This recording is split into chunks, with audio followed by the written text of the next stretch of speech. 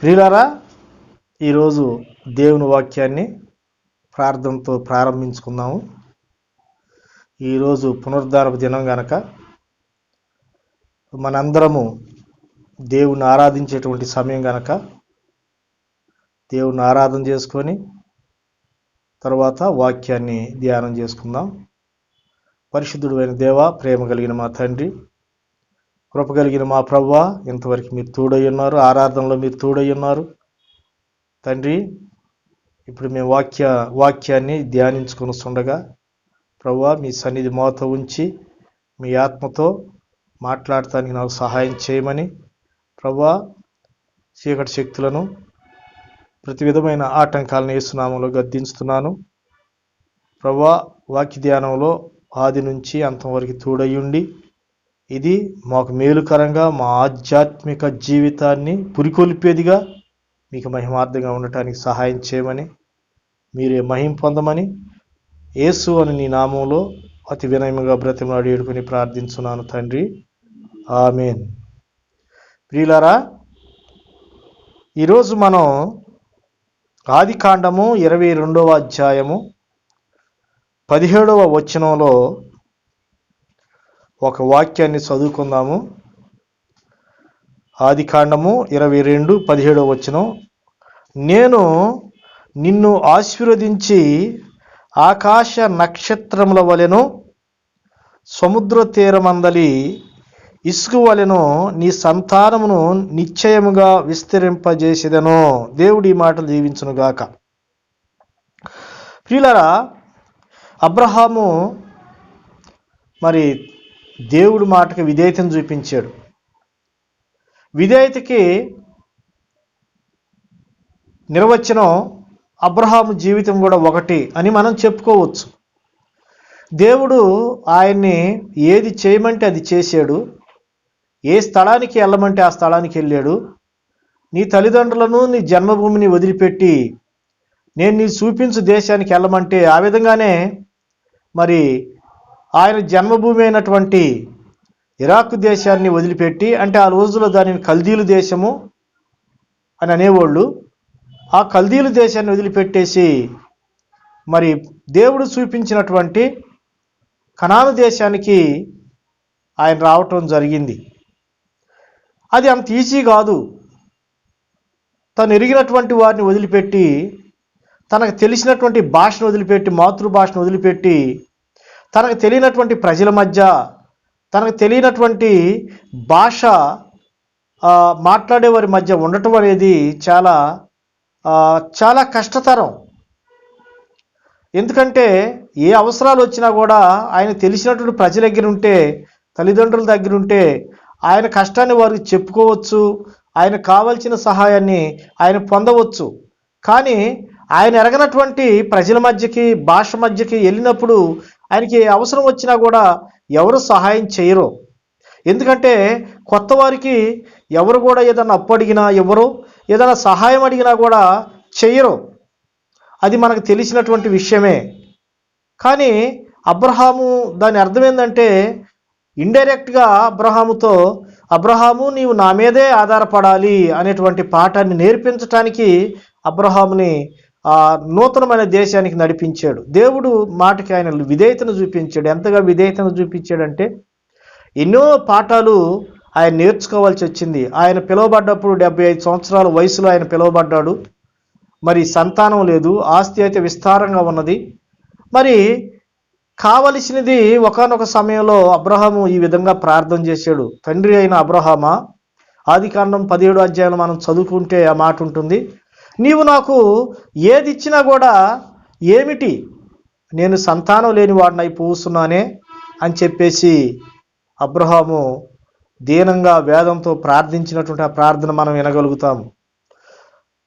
దేవుని బిడ్డల గతంలో నేను దేవుడు తన బిడ్డలకు కావాల్సినవి అంత త్వరగా ఇవ్వడు అనేటువంటి వీడియో గతంలో నేను విడుదల చేయటం జరిగింది.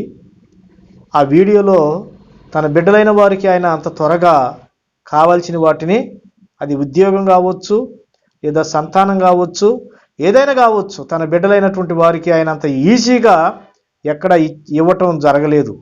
ఎందుకు ఇవ్వలేదు అని అంటే, ఆయన మీద దినదినం ఆధారపడి ఆయన చెప్పిన మాట విని ఆయనతో నడుస్తూ విశ్వాసం నేర్చుకోవాలని ప్రభువైన దేవుని యొక్క ఉద్దేశము.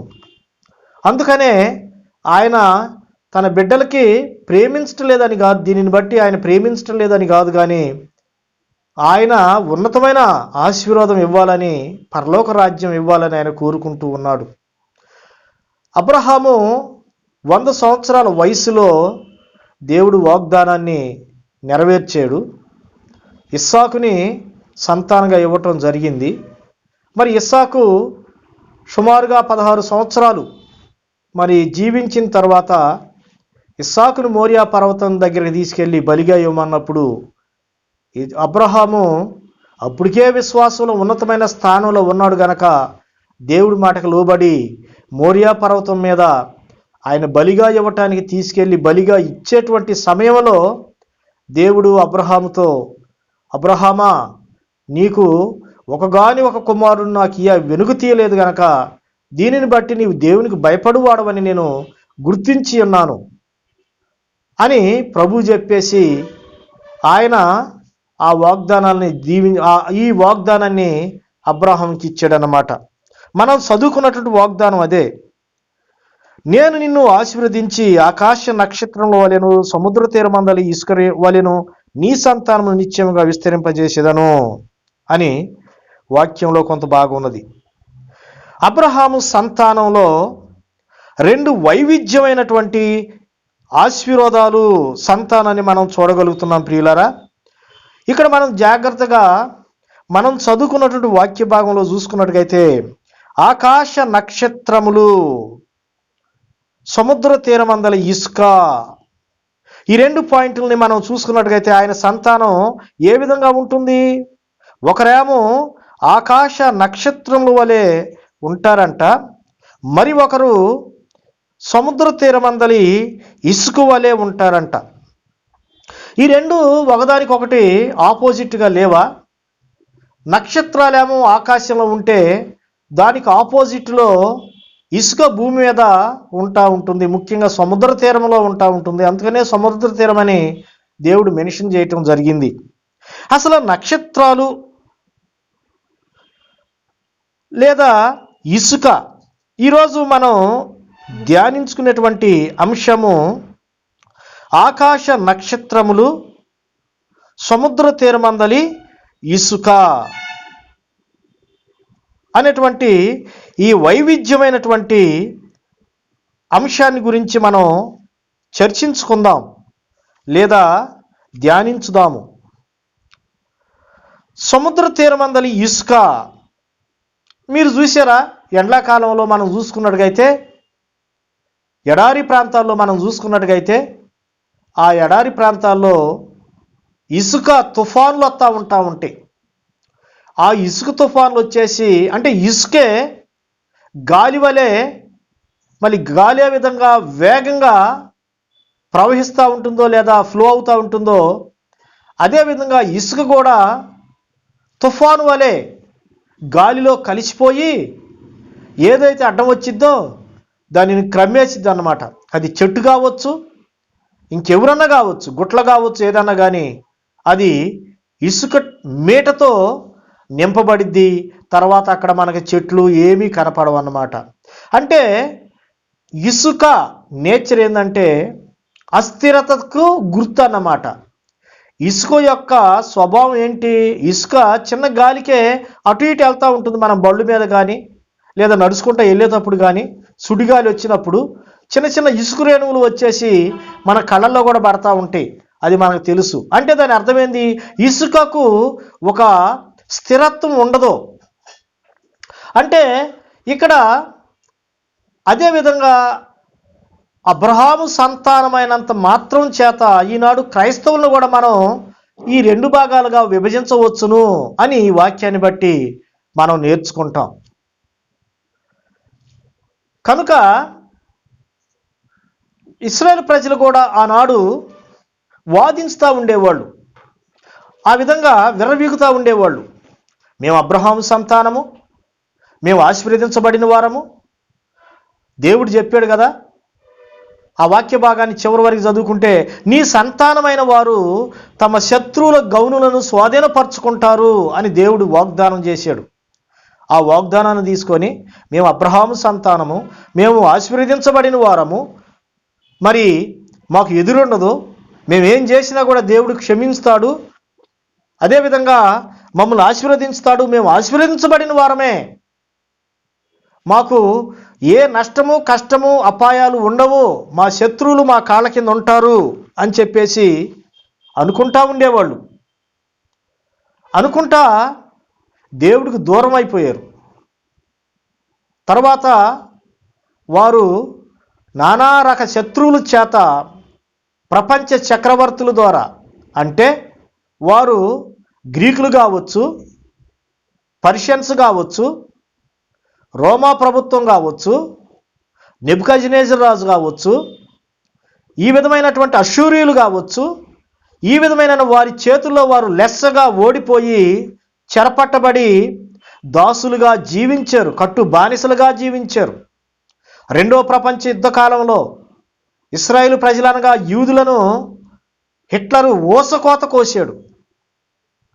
ఎందుకో తెలుసా? వారు దేవుణ్ణి కలిగి ఉండి దేవుణ్ణి కలగనట్టుగా జీవించారు. వారు ఒకటే అనుకునేవాళ్ళు, మేము అబ్రహాము సంతానము, ఇక మాకేమీ ఎదురు లేదు, దేవుడు మేము ఎన్ని చేసినా కూడా దేవుడు మమ్మల్ని దీవించుతాడే కానీ శపించడు అని చెప్పి అనుకుంటా ఉండేవాళ్ళు. ప్రియులారా, ఈనాడు క్రైస్తవులు కూడా ఆ విధంగా అనుకోవట్లేదా? మేము బాప్తిస్మం తీసుకున్నాము, మేము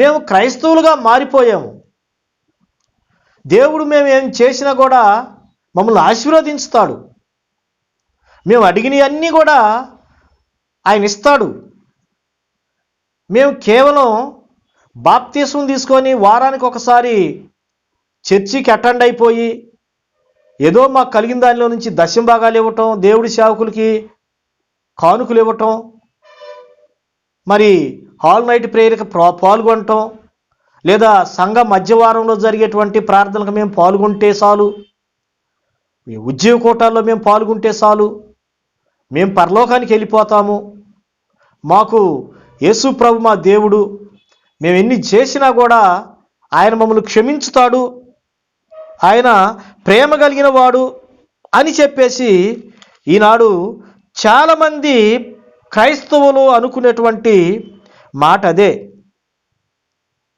అందుకని ఇక్కడ మత్తయి సువార్త 3వ అధ్యాయంలో మనం చూసుకున్నట్లయితే, బాప్తిస్మిచ్చు యోహాను తన యొద్దకు వచ్చినటువంటి ఇశ్రాయేలు ప్రజలను, యూదులను ఏ విధంగా గద్దించుతున్నాడో మనం ఇక్కడ చదువుకోగలుగుతాం. 3:7 వచనంలో మనం చూసుకున్నట్లయితే, ప్రియులారా, అతడు పరిసయ్యులలోను సద్దూకయ్యులలోను అనేకులు బాప్తిస్మం పొందవచ్చుట చూసి సర్ప సంతానమా అని సంబోధించుతున్నాడు. ఎవరు వారు? ఇశ్రాయేలు ప్రజలే, అబ్రహాం సంతానమే, దేవుడు అబ్రహాంకి ఇచ్చిన వాగ్దానపు పుత్రులు వాళ్ళు. మరి ఇక్కడ యోహాను ఎందుకు సర్ప సంతానము అని కేక వేస్తున్నాడు? ఇంకా మనం చదువుకున్నట్టుగైతే, సర్ప సంతానమా, రాబోబు ఉగ్రతను తప్పించుకొనుటకు మీకు బుద్ధి చెప్పిన వాడెవడు, మారు మనసుకు తగిన ఫలములు ఫలించుడి. దేవుని వాక్యం ఏముంది ప్రియులారా? నీవు క్రైస్తవుడు అయినా, నీవు దశమ భాగం నమ్మకంగా ఇస్తున్నా, నీవు ప్రతి నెల చివరి భాగంలోనో లేదా మధ్య భాగంలోనో లేదా అమావాస్య నాడో లేదా పౌర్ణమి నాడో జరిగేటువంటి ఆల్ నైట్ ప్రేయర్లో పాల్గొన్నప్పటికీ, నీవు దేవుడి సేవకులకి భోజనాలు పెట్టి, బట్టలు పెట్టి, కానుకలు విస్తారంగా చేతిలో పెట్టినప్పటికీ కూడా నీవు మారు మనసుకు తగిన ఫలములు ఫలించకపోతే, ఇక్కడ ఇశ్రాయేలు ప్రజలతో బాప్తిస్మమిచ్చు యోహాను హెచ్చరించినటువంటి హెచ్చరికను మనం చూసుకున్నట్లయితే, మారు మనసుకు తగిన ఫలములు ఫలించుడి అని వాక్యంలో హెచ్చరించుతున్నాడు. క్రైస్తవుడుగా నీవు మారినంత మాత్రం చేత నీ జీవితము దేవుని వాక్యానికి వ్యతిరేకంగా ఉంటే, నీవు కూడా ఒకవేళ క్రైస్తవుడుగా మారిపోయి వీరయ్యవు కాస్త పేతురుగానో, లేదంటే సుబ్బారావు కాస్త ఇస్సాకుగానో, లేదంటే ఆ, నాగమ్మ కాస్త మేరీగానో ఎస్తేరుగానో మార్చుకున్నట్టు మాత్రం చేత నీవు పరలోకానికి వెళ్తానని చెప్పి అనుకుంటున్నావా? అది నిన్ను నీవు మోసం చేసుకోవటమే అని వాక్యం చెలవిస్తూ ఉంటుంది. నీవు అబ్రహాము సంతానమే. ఆనాడు అబ్రహాము సంతానం అనేటువంటి వారితో బాప్తిస్మిచ్చు యోహాను పలికేటువంటి మాటలు, ఓ సర్ప సంతానమా, రాబో ఉగ్రత నుండి తప్పించుకోవటానికి మీకు బుద్ధి చెప్పిన వాడు ఎవడు అని ఆయన సంబోధించటం లేదా? ఇంకా ఏమన్నాడు? మారు మనసుకు తగిన ఫలములను ఫలించుడి. అబ్రహాము మాకు తండ్రి అని మీలో మీరు చెప్పుకొన తలంచవద్దు. చూసావా, మేము క్రైస్తవులమే, అబ్రహాము సంతానమే, మేము ఎన్ని చేసినా కూడా దేవుడు మమ్మల్ని క్షమించి పరలోక రాజ్యానికి తీసుకెళ్తాడు అని నిన్ను నీవు అనుకుంటున్నావా? అయితే నిన్ను నువ్వు మోసం చేసుకోవటమే. అర్థమైందా? నీవు గ్రహించుతున్నావా? ఆనాడు అబ్రహాముకి 2 రకాల వైవిధ్యమైనటువంటి సంతానాన్ని దేవుడు ఇస్తానని వాగ్దానం చేశాడు. వారిలో ఒకరు ఆకాశ నక్షత్రాల వలె ఉంటారని, రెండో వారు సముద్ర తీరమందలి ఇసుక వలె ఉంటారని దేవుడు ఆనాడే పలికాడు. ఇసుక స్థిరం లేనిది, ఒక చోట ఉండదు. చిన్న గాలికి వస్తేనే గాలిలో కలిసిపోయి కొట్టుకుపోయిద్ది. అదేవిధంగా చిన్న శోధన వస్తేనే నువ్వు ఆ శోధనకు లోబడిపోతున్నావు. ఎలక్షన్లో నువ్వు డబ్బులు తీసుకుంటావు, వివాహాల్లో కట్నాలు తీసుకుంటావు, నీ వివాహాల్లో నీ బిడ్డలకి నీ కులమేందో అని దేవులాడుకుంటావు. అర్థమైందా? నీ ఊహా సమయంలో అన్ని ఆచార సంబంధమైనవి చేస్తావు, అన్ని ఆచారాలే. 3 రోజులు నిద్ర అని, 10 రోజులు నిద్ర అని. తెలుసా? 7 సంతానం కలిగినటువంటి వాళ్ళు వచ్చి పెళ్లిలోకి రావాలని. నాకు తెలిసినటువంటి ఒక పాస్టర్ గారు ఉన్నాడు. ఆ పాస్టర్ గారికి పిల్లలు లేరు, దేవుడు ఇవ్వలేదు. పాస్టర్లు అయినంత మాత్రం చేత పిల్లలు ఉండాలని లేదు, పిల్లలు లేరు అని లేదు. పిల్లలుండా పిల్లలు లేకపోయినా వారు దేవుడి చేత పిలువబడ్డ దేవుని సేవకులు. అంత మాత్రం చేత ఆ సంఘంలో ఆ పాస్టర్మని వివాహం కానీ ఇలాంటి శుభకార్యాలకు కానీ ఆ పాస్టర్మని ముఖం మీదే చెప్పేసేవాళ్ళు, నీకు పిల్లలు లేరు కదమ్మా, నువ్వు వచ్చి అక్షంతలెత్తే రేపు మా పిల్లలకు కూడా పిల్లలు ఉండరేమో, కనుక మీరు రావద్దు, ఈ శుభకార్యాలకు నువ్వు రావద్దు అని చెప్పేసి ఆ పాస్టర్మని ముఖం మీదే అనేవాళ్ళు. అయినా కూడా వాళ్ళు ఆ సంఘాన్ని పట్టుకొని ఊగులాడుతూ ఉండేవాళ్ళు. వాళ్ళకు ఒక రోషం ఏమీ లేదు. ఎందుకంటే వాళ్ళకి తెలుసు ఆ సంఘాన్ని వదిలిపెడితే ఆ సంఘం మంచి రాబడి సంఘం, ఆ సంఘంలో కానుకలేమి లేదంటే జీతమేమి విస్తారంగా ఇస్తారు. కనుక ఆ సంఘాన్ని పట్టుకొని సుమారుగా వాళ్ళు 10 సంవత్సరాలు ఆ సంఘాన్నే ఊగులాడుకుంటూ జీవించారు. తెలుసా? కొంతమంది సేవకులకి, దేవుడి బిడ్డలకి రోషం అనేది ఉండదు.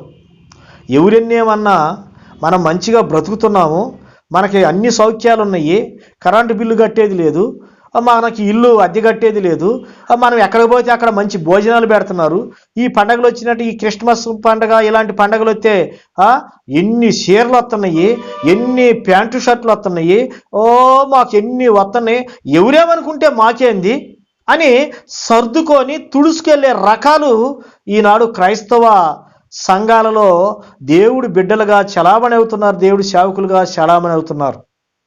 వారికి రోషం లేదు, ఏమీ లేదు.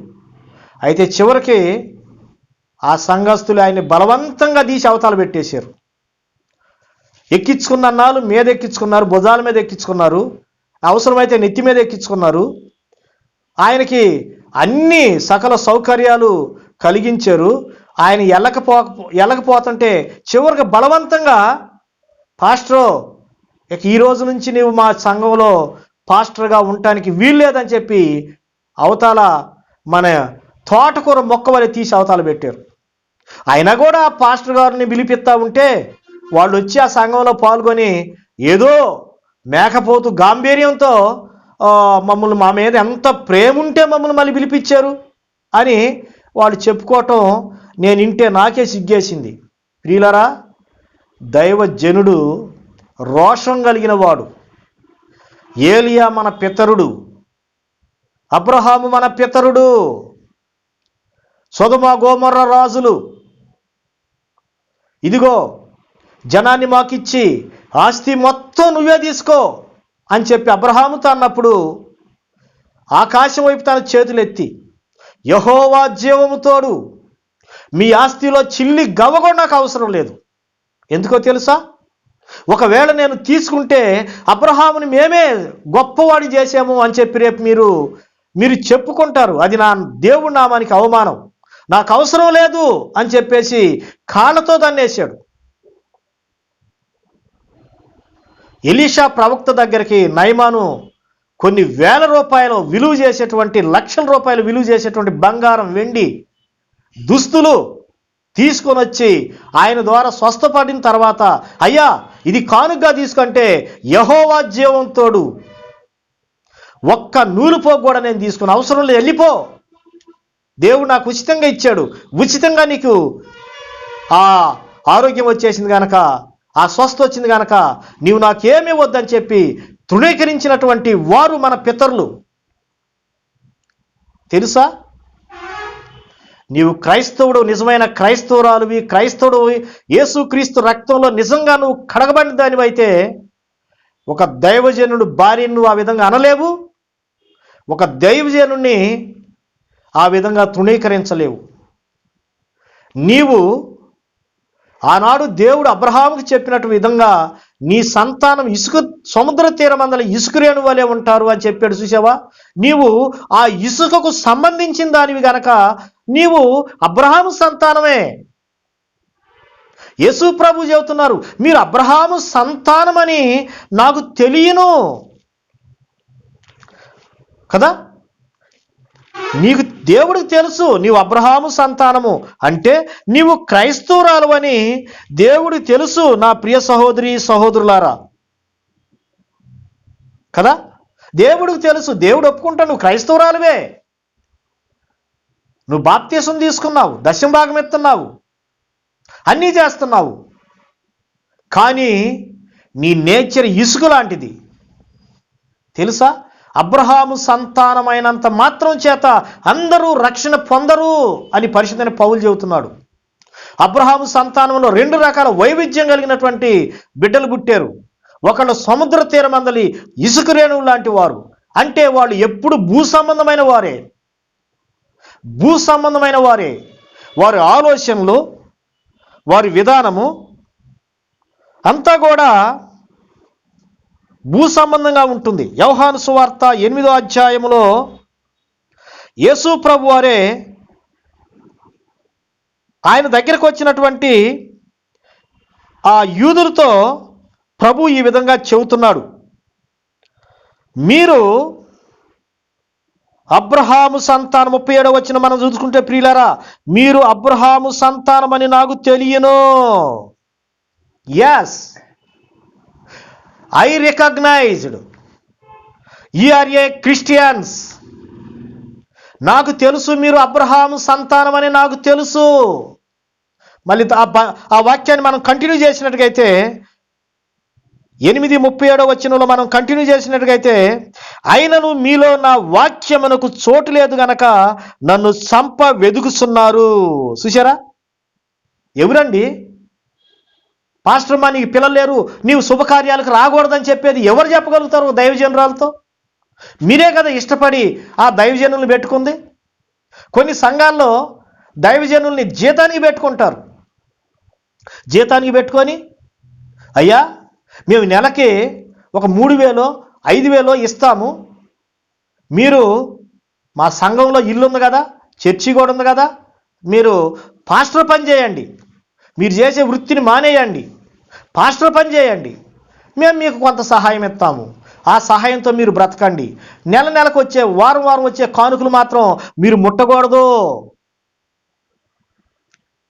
తెలుసా ప్రియులారా? నేను ఒక సంఘంలో కొన్ని వారాలు ఒక సంఘాన్ని చూసుకున్నా.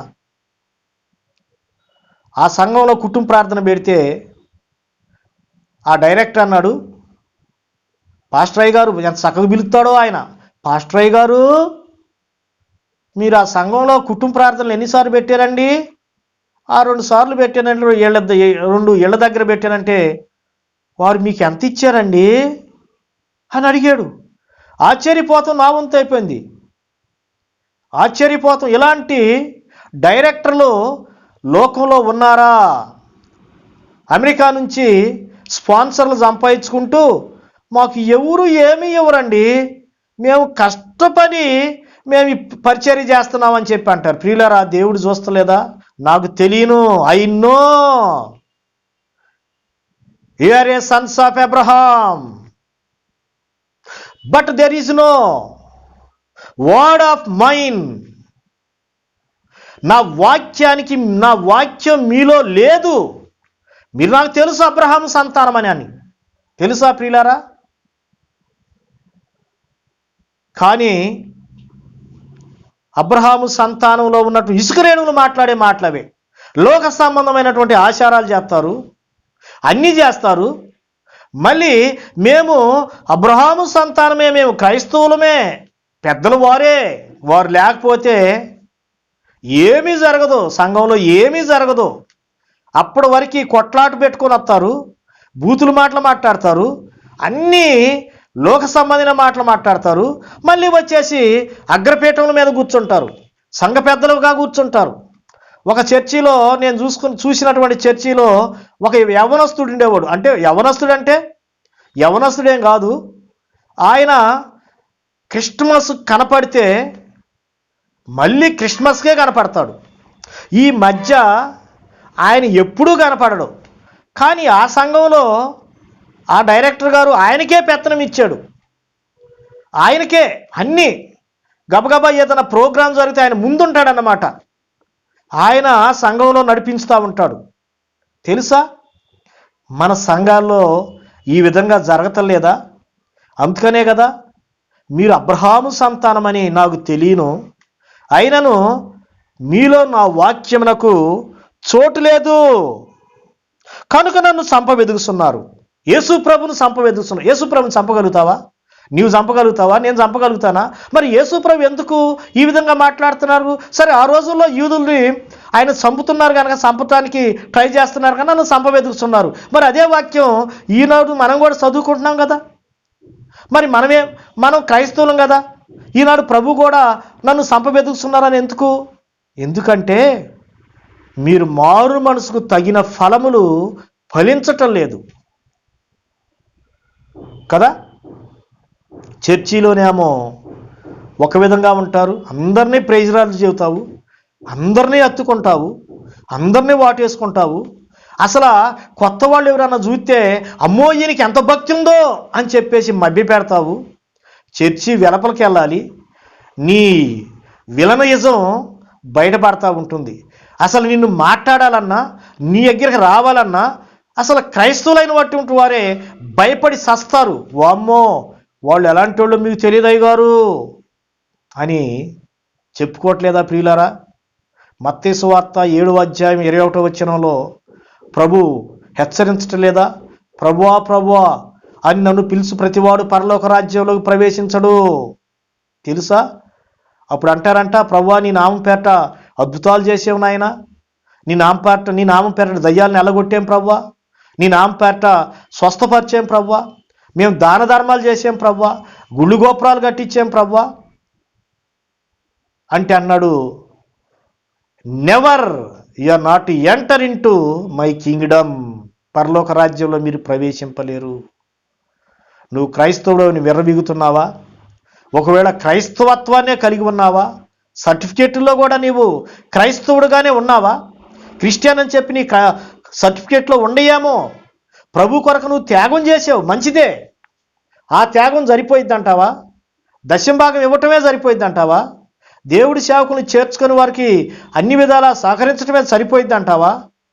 అది చేయాల్సిందే. యేసు ప్రభు కూడా అన్నాడు, శాస్త్రులు పరిచయులు ప్రధాన ధర్మశాస్త్రోపదేశకుల్ని ఈ విధంగా అన్నాడు, ఓ శాస్త్రులారా పరిచయులారా, మీరు పుదీనాలోను సోపులోను జీలకర్రలోను మీరు దశంభాగం తెస్తారు. అయితే వాటిని మానకుండా ఇవి కూడా ప్రేమను, నీతిని, న్యాయమును చేయవలసి ఉన్నది అని యేసు ప్రభు చెప్పాడు. ప్రియులారా, ఒకవేళ నువ్వు నమ్మకంగా దశంభాగం తెస్తున్నావే సంతోషం. దేవుడి సేవకుల్ని నువ్వు ఆయన అవసరాలను గుర్తించి దేవుడి సేవకులకు నీవు కుడిభుజంగా ఉంటున్నావు, అది మంచిదే. నువ్వు అన్నిట్లో దశంభాగం తెస్తున్నావేమో. దేవుడి బిడ్డలంటే ముఖం ఎరకపోయినా సరే దేవుడు పేరు చెప్పుకుంటే నువ్వు సహాయం చేస్తున్నావేమో, మంచిదే. అవి మానొద్దు, అవి దేవుడికి ఇష్టమైనటువంటి కార్యాలే. కానీ ప్రభు చెబుతున్నాడు, నీవు ప్రేమను, నీతిని, న్యాయమును కలిగి ఉండని ప్రభు చెబుతున్నాడు. ప్రేమంటే యేసు ప్రభుని ప్రేమించాలి. నువ్వు అసలు యేసు ప్రభుని ప్రేమించకుండా ఎవరిని కూడా ప్రేమించలేవు. ఫస్ట్ యేసు ప్రభుని ప్రేమించాలి, అప్పుడే నువ్వు అందరిని ప్రేమించుతావు. నీ భార్యని ప్రేమించుతావు. ఒక ఆమె అంట క్రైస్తవురాలే, వాళ్ళ భర్తకి 1000 రూపాయలు ఇచ్చేసి, అయ్యా ఆ 1000 రూపాయలు పోయి బాకీ ఉన్నాం కదా, బాకీ వాళ్ళకి ఇవ్వమంటే ఆయన కూడా క్రైస్తవుడే. 500 వరకు మంచిగా దాగి రోడ్డు మీద పడిపోయాడంట. అర్థమైందా? ఇలాంటి క్రైస్తవులు మేము కూడా పరలోకానికి వెళ్తున్నామని చెప్పి అనుకుంటున్నారా? ప్రభు చెబుతున్నాడు, నెవర్, పరలోక రాజ్యంలో మీరు ప్రవేశింపరు. నీవు ప్రార్థన చేయగలనే కార్లు వచ్చినాయా? నువ్వు ప్రార్థన చేయగలనే స్థలం కొన్నావా? నువ్వు ప్రార్థన చేయగలనే మంచి 4 లేదంటే 4 స్టైర్ బిల్డింగ్ నిర్మించుకున్నావా? అన్నీ మంచిదే. నువ్వు ప్రార్థన చేస్తే అన్నీ జరుగుతున్నాయా? నువ్వు కాలు పెట్టినదల్లా బంగారం అయిపోతుందా? నువ్వు పట్టుకున్నది ప్రతిదీ బంగారం అవుతుందా? క్రైస్తవుడిగా మారినందుకు నువ్వు సంఘంలో అదే సాక్ష్యం చెబుతున్నావా? అయితే నీ ఆధ్యాత్మిక జీవితం ఏ విధంగా ఉన్నది? మనం లూకాసు వార్త 16వ అధ్యాయంలో మనం చూసుకున్నట్టు కదా ప్రియులారా,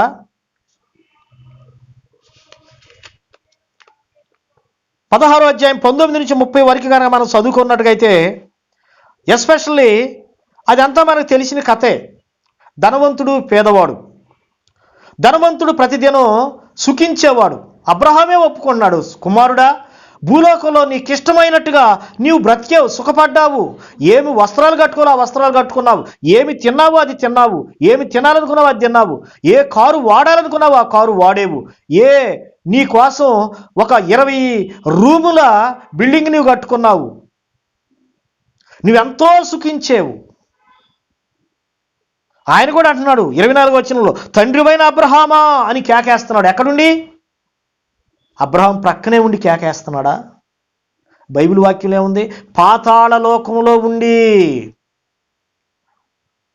రొమ్మును అనుకున్న లాజర్ను చూస్తూ, తండ్రివైన అబ్రహామా, నేను ఈ పాతాళంలో బహు బాధపడుతున్నాను, లాజర్ను పంపించి తన చిటికిన వేలితో ఒక్క నీటి డ్రాపు నా నాలుక మీద వేయమని పంపించవా? ఒకవేళ నీవు కూడా ఈ విధంగానే ఆశీర్వదించబడ్డావేమో. ఎందుకంటే నువ్వు ఇసుకవు. Here a sand on the seashore.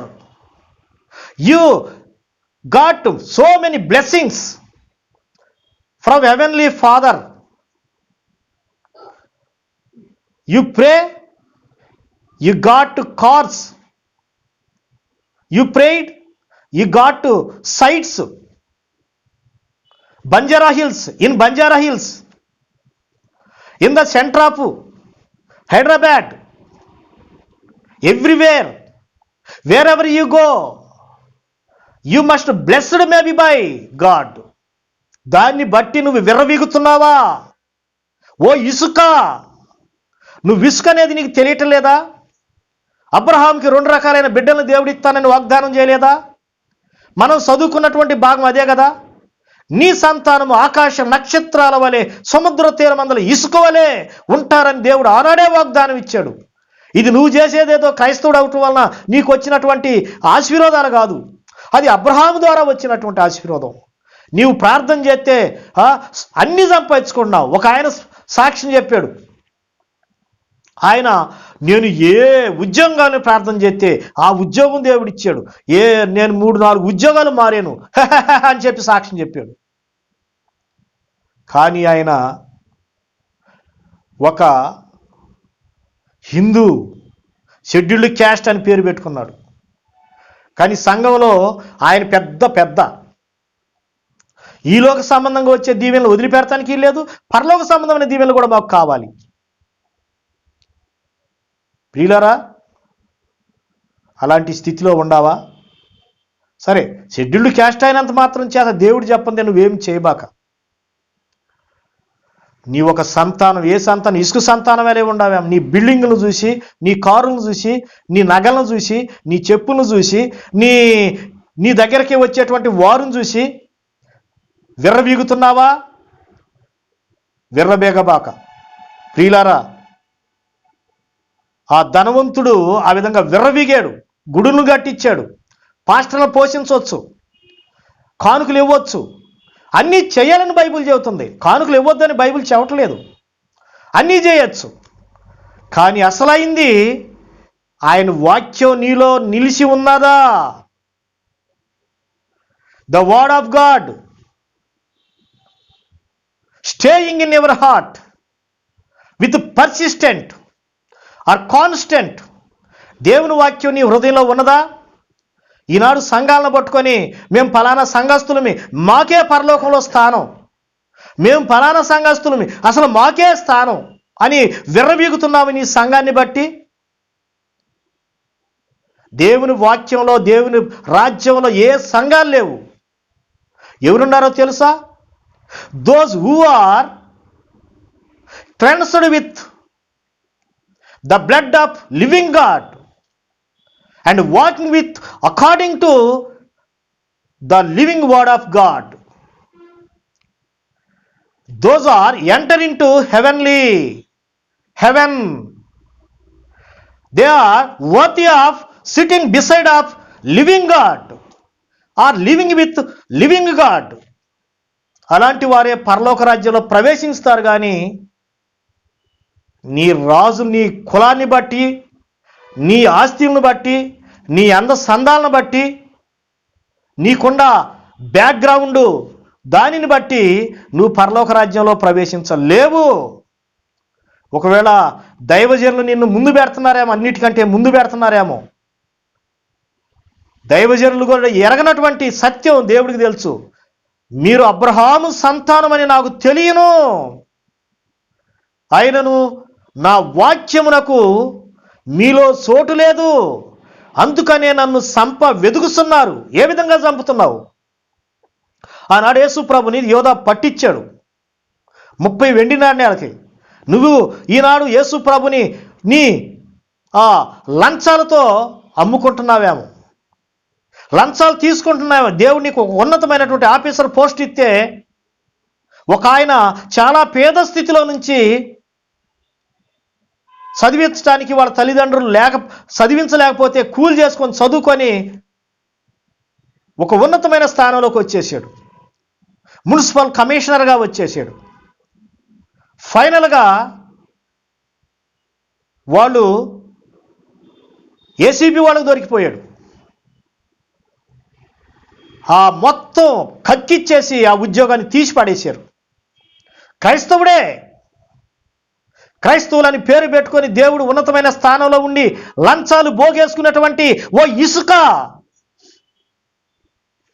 You will ఫరిష్. ఓ సర్ప సంతానమా, మారు మనసుకు తగిన ఫలాలు ఫలించండి, లేకపోతే చెట్టు గొడ్డలి చెట్టు మొదల్లోనే రెడీగా ఉన్నది. ప్రియులారా, నీ వస్తు వాహనాలు, బంగారం, వెండి, అంతస్తులు, కులాన్ని దాన్ని బట్టి నువ్వు గర్వపడబాక.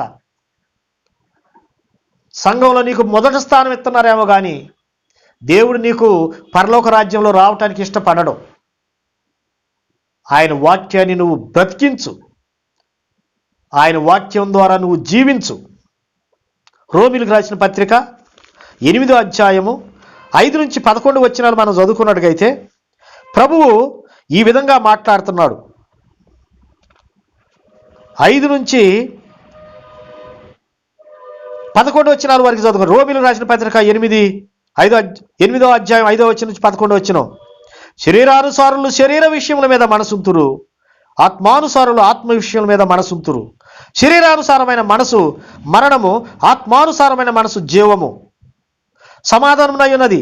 ఏలయనగా శరీరానుసారమైన మనసు దేవునికి విరోధమై ఉన్నది, అది దేవుని ధర్మశాస్త్రములకు లోబడదు, ఏమాత్రము లోబడనేరదు. కాగా శరీర స్వభావం గలవారు దేవుని సంతోషపరచనేరరు. దేవుని ఆత్మ మీలో నివసించిన ఎడల మీరు ఆత్మ స్వభావం గలవారే గాని శరీర స్వభావం గలవారు కారు. ఎవడైనను క్రీస్తు ఆత్మ లేనివాడైతే వాడాయన వాడు కాడు. క్రీస్తు మీలో ఉన్న ఎడల మీ శరీరము పాప విషయమై మృతమైనది గాని మీ ఆత్మ నీతి విషయమై జీవం కలిగి ఉన్నది. తెలుసా? శరీరానుసారులు దేని మీద మనసు ఉంచుతారు? శరీర సంబంధమైన వాటి మీద మనసు ఉంచుతారు. మంచి ఉద్యోగాలను సంపాదించుకోవాలి, మనకు రిజర్వేషన్ ఉండాలి. మనకు రిజర్వేషన్ ఉంటే మంచి ఉద్యోగాలు సంపాదించుకోవచ్చు. కొడుకా, కూతురా, ఎవరు చూస్తున్నారు? మనకు మంచి ఉద్యోగం ఉంటే చాలు. రిజర్వేషన్ లేకపోతే మనకు ఉద్యోగాలు ఎక్కడొస్తాయి? తెలుసా? ఈ విధమైనటువంటి టీచింగ్లు చేస్తున్నారు. అదే ఇదే విగ్రహారాధనకు సంబంధించింది తింటూ ఒక టీచర్ చెబుతుంది. అదే ఇదే ప్రార్థన చేసుకుంటే అంతా పోయిద్ది. విషాన్ని కూడా ప్రార్థన చేసి సహోదరి, విషాన్ని కూడా ప్రార్థన చేసి తినేసే, అంతా పోయిద్ది. విషపు బోధ, విషపు జీవితం. ప్రియులారా, నీ మనసు దేని మీద ఉంటుందో దాన్ని బట్టి నువ్వు ఆత్మానుసారుడువా శరీరానుసారువా అని చెప్పి మనం అర్థం చేసుకోవచ్చు. ఒకళ్ళ ఇంటికి నేను చిన్నతనంలో యవనస్తుడిగా ఉన్నప్పుడు మా పాష గారు ఒకళ్ళ ఇంటికి తీసుకెళ్లారు. ఆయన గవర్నమెంట్ టీచరు, వాళ్ళ భార్య కూడా గవర్నమెంట్ టీచరే. ఆయన పాష గారితో చెబుతున్నాడు, అయ్యగారు నాకు మొన్న కల వచ్చిందండి అన్నాడు. ఏం కల అయ్యా అన్నాడు. ఏం కలైంది అయ్యగారు? ఆ కల్లో నా కుమారుడా, తూర్పు దిక్కున నువ్వు పొలం కొన్నావు, ఉత్తరం దిక్కున పొలం కొన్నావు, దక్షిణం దిక్కున పొలం కొన్నావు, పరమడ దిక్కు కూడా నువ్వు పొలం కొనుకు నా కుమారుడా అని కల్లో చెప్పాడంట ఆయనకి. ఆ మాటిని నేను ఆశ్చర్యపోయాను. నేను చిన్నవాడిని కనుక నేనేం మాట్లాడలేకపోయాను. మా పాష గారు చాలా దీనుడు గనక అట్లాగానయ్యా అన్నాడు. అలాంటి కళలు వస్తున్నాయా? ఒక అంతస్తు కట్టమని వస్తుందా? ఒరే చిన్నోడా, ఆ అమ్మాయిని చేసుకుంటే నీకు 5 లక్షలే కదా వస్తుంది. ఇంకొక అమ్మాయి వచ్చింది, మంచి ఆఫర్ రా, గుడ్ ఆఫరు, 10 లక్షలు ఇచ్చే అమ్మాయి వచ్చిందిరా. ఆ అమ్మాయిని ఎంగేజ్మెంట్ అయిపోయింది, అన్నీ అయిపోయినాయి. ఆ మధ్యవర్తులకు ఫోన్ చేసి చెప్పారంట, అయ్యా మాకు ఈ సంబంధాన్ని మేము చేసుకోమయ్యా, మీరు పోయి వాళ్ళకి చెప్పండి. అయ్యో అట్టాటి చెబుతారమ్మా, అంత ఎంగేజ్మెంట్ అయిపోయింది, అంత అయిపోయింది కదమ్మా అంటే, లేదయ్య గారు 5 లక్షలు వాళ్ళు ఇస్తామన్నారు కదా, అవతలోళ్ళు 7 లక్షలు ఇస్తామన్నారు అయ్యగారు. ఆ 7 లక్షలు ఇస్తే ఇంకో 2 లక్షలు కలిపితే మేము మా అబ్బాయిని పెళ్లి చేసుకోవడానికి ఇష్టపడతామని చెప్పి వాళ్ళ అమ్మ ఫోన్ చేస్తుందంట. ఎంత దుర్మార్గుతనం అది! వాళ్ళు కూడా ప్రార్థనకు పోయే క్రైస్తవులే. తెలుసా? అలాంటి దుర్మార్గులు సముదాయంలో నువ్వు ఉన్నావేమో, విర్రవీగుతున్నావేమో. నేను అబ్రహాం సంతానమని, నేను క్రైస్తవుడని విర్రవీగుతున్నావేమో. నువ్వు చనిపోయిన తర్వాత నీ ఆత్మ నేరుగా సైతాను ఒళ్ళోకి వెళ్ళిపోయింది, సైతాను సన్నిధిలోకి వెళ్ళిపోయింది. పేద లాజరు చనిపోయిన తర్వాత, ధనవంతుడు చనిపోయిన తర్వాత, ధనవంతుడేమో నరకంలోకి వెళ్ళిపోతే పేద లాజరేమో అబ్రహాము రొమ్మును అనుకోవటానికి వెళ్ళిపోయాడు. ఆయనకు వచ్చినటువంటి ప్రియులరా, నువ్వు కారుల మీద బిల్డింగుల మీద మనసు ఉండాల్సిందే. మనకు కావాల్సింది క్రైస్తవులు అయినంత మాత్రం భిక్షగాళ్ళగా జీవించాలని లేదు. ఆయన మన దేవుడు, పరలోకపు రాజు బిడ్డలైనటువంటి మనం కూడా రాజుల వలే చేస్తాడు. అంతేలే కానీ నువ్వు ఇసుగ్గా జీవిస్తూ నేను నక్షత్రాన్ని అని చెప్పుకొనబాక. నువ్వు విసుకవే. వివాహంలో నువ్వు కట్నం అడిగేవా? నేను అడగతలేదయ్యా, ఏదో ఖర్చులకి ఏమన్నానయ్యా, మా పిల్లోడిని ఇంజనీరింగ్ చదివించి జాబ్ చేపిస్తున్నాను, డాక్టర్ చదివించి జాబ్ చేపిస్తున్నాను, మరి ఈ ఖర్చు అంతా ఎవరు ఇస్తారయ్యా? ఆ అమ్మాయి ఎవరో వచ్చి ఆ అమ్మాయి అనుభవించిద్దా? మరి ఆ అమ్మాయి ఎందుకయ్యా? నువ్వే అనిపించు నీ కొడుక్కి పెళ్లి చేయకుండా మంచిగా ఆ కొడుకు చేసుకొచ్చిన ఉద్యోగం అంతా ఓ తల్లి తండ్రి నువ్వే అనుభవించు. ఇంకా భార్య ఎందుకు? భార్య వస్తే మరి వాళ్ళకి పిల్లలు పుడతారు, వాళ్ళకి మరి వాళ్ళు అనుభవిస్తారు. లేదా ప్రక్కంపటికి తీసుకెళ్ళి ఆ కొడుకుని కూడా తీసుకెళ్ళిపోయింది. అంత మాత్రం చేత ఆమె ఎవరో వచ్చిద్ది, ఆమె అనుభవించాలి ఎందుకు? అనుభవించొద్దు, పెళ్లి చేయొద్దు, నువ్వే ఇంట్లో పెట్టుకో. ఆ వచ్చిన జీతం అంతా కూడా నువ్వు దాచిపెట్టుకుని బాగా తిను. బీపీలు షుగర్లు వచ్చేసి హార్ట్ అటాక్లు వచ్చి మధ్యలో ఊడిపోదు కొని. తెలుసా? ఎవరో అనుభవిస్తారంట. ఖర్చులకి ఇవ్వాలి. మేమేం అడగలేదులే, ఖర్చులకి ఇస్తే చాలు. నువ్వు అబ్రహాం సంతానవా? కట్నం అడిగేటువంటి నువ్వు అబ్రహాం సంతానవా? నువ్వు ఆత్మానుసారుడివా లేదంటే శరీరానుసారవా? నువ్వు అర్థం చేసుకో, నీకు నువ్వే పరీక్షించుకో. పెళ్లిలో కులాన్ని నా కులమే కావాలి, నా కులమే కావాలి, నా కులమే కావాలి, నా కులమే కావాలి, నా కులమే కావాలి. కలవరెత్తున్నావా? నిన్ను రక్షించిన వాడు దేవుడు కాదా? కులాలు భారతదేశంలో ఉన్నాయి, ప్రపంచ దేశాలు ఎక్కడైనా ఉన్నాయా? సైన్స్ చెబుతుంది జీవ పరిణామంలో ఒక మానవుడి నుండే ఈనాడు మానవ జాతి మొత్తం ఉద్భవించింది అని సైన్స్ 10వ తరగతి బయలాజికల్ సైన్స్లో జీవ పరిణామంలో ఆ మాట రాయబడి ఉన్నది. అపోస్తుల కార్యం 16వ అధ్యాయంలో పరిశుద్ధైన పౌలు ఒక మానవుడి నుండే భూమి మీద యావత్ సంతతిని దేవుడు ఉద్భవింపజేశాడని బైబిల్లో ఉంది. మరి నీ కులాలు ఎక్కడి? అయితే నువ్వు రక్షణ పొందిన దానివి కాదు.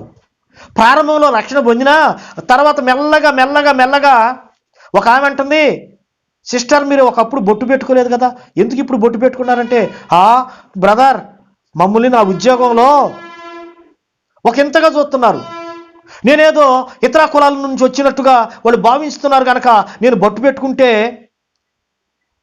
నన్ను ఎంతో ఘనంగా చూస్తున్నారని. బొట్టు పెట్టుకోవటం తప్పు కాదు, దాని అంశం నేను మాట్లాడను. కానీ ఒకప్పుడు నువ్వు బొట్టు లేకుండా జీవించావు, ఇప్పుడు నీకు బొట్టు ఎందుకు? అంటే నీ కులం ఏదో చెప్పుకోవటానికా? నేను పలానా కులంలో నుంచి రక్షించబడ్డా. నీ కులం ఎవరికి కావాలి? సాక్ష్యంలో నీ కులాన్ని బట్టి నిన్ను వాడుకుంటాడా దేవుడు? కాదు, ఆయన కృపను బట్టి వాడుకుంటాడు.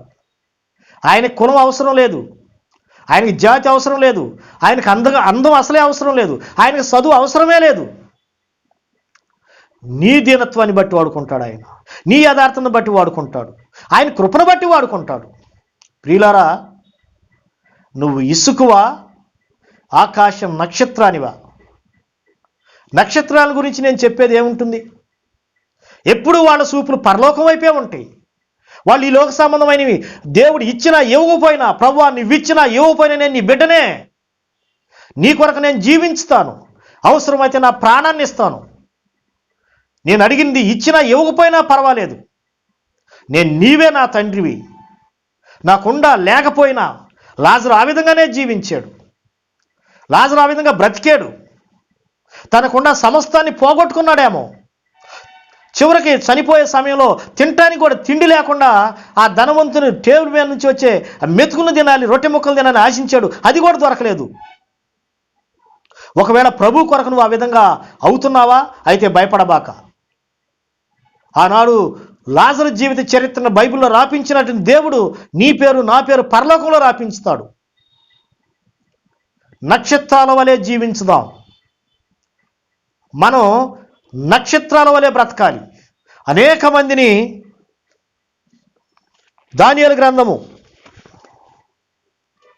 చూసుకున్నట్టుగైతే దానియేలు గ్రంథం 12వ అధ్యాయం 3వ వచనంలో ఈ విధంగా ఉంది, బుద్ధిమంతులైతే ఆకాశ మండలంలోని జ్యోతులను పోలిన వారై ప్రకాశించెదరు, నీతి మార్గమును అనుసరించి నడుచుకొనున్నట్లు ఎవరు అనేకులను త్రిప్పుదురో వారు నక్షత్రం వలె నిరంతరము ప్రకాశించెదరు. ఎవరైతే త్రిప్పుతారో, ఒకవేళ ప్రసంగాలు చేయకపోవచ్చు సహోదరి సహోదరుడు, విశ్వాసగానే ఉండవేమో,